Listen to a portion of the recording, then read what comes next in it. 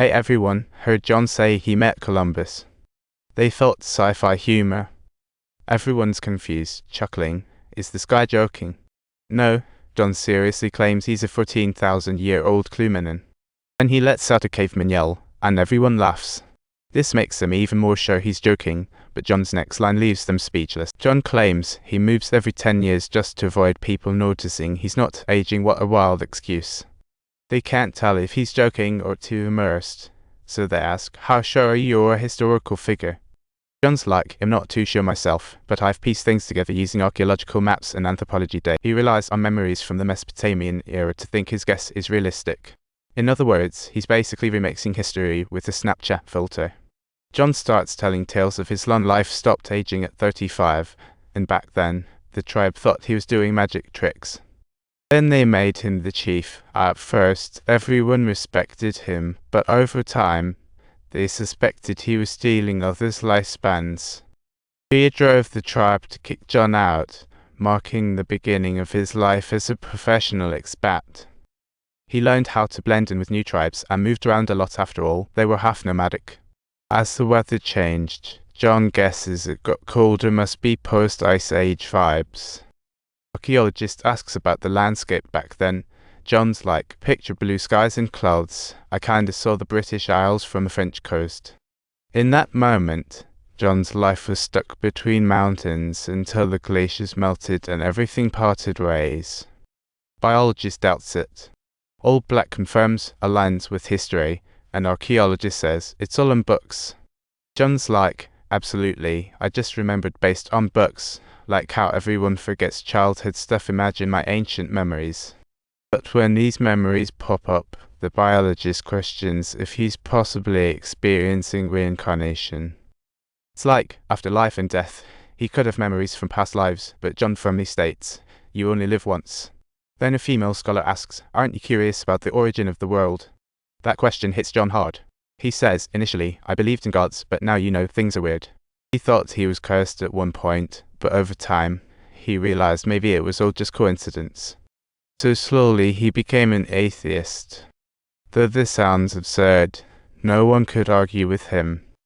Because John's logic was flawless, then the female professor casually asks about that cake painting, initially thinking it was fake. John says back then he was cold-born just a pig farmer, and this guy named Cakeman often came over to paint, and they became buddies.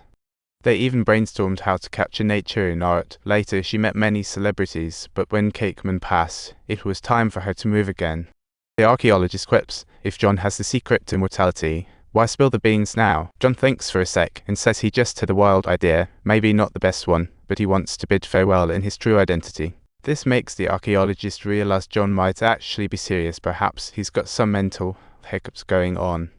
So he rushes to find a psychologist and gives his friend a ring, diving into John's situation. The anthropologist Old Black asks, in all that history, did John keep any antiques as evidence of his existence? John retorts, why keep anything? I didn't even have that concept back then. Like this pen, will I still have it 1,000 years from now? Of course, I'd lose it. So how could he know some old rock would be worth a fortune back in the day? This comment left Old Black speechless, and that knife in his hand, yet it was snagged from a rescue shop.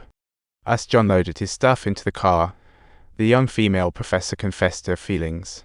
John admitted he felt the same, but in his long history, he's seen this happen countless times, watching wives and kids age while he had to move on.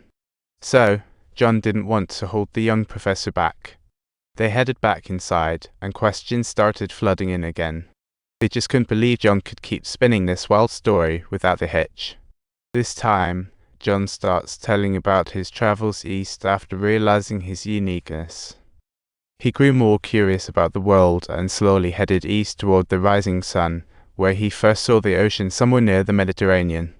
Following the ocean, he reached the east and witnessed the grandeur of the Bronze Age, marveling at the wonders along trade routes. John learned their languages and gradually realized that all this wandering was just fluff.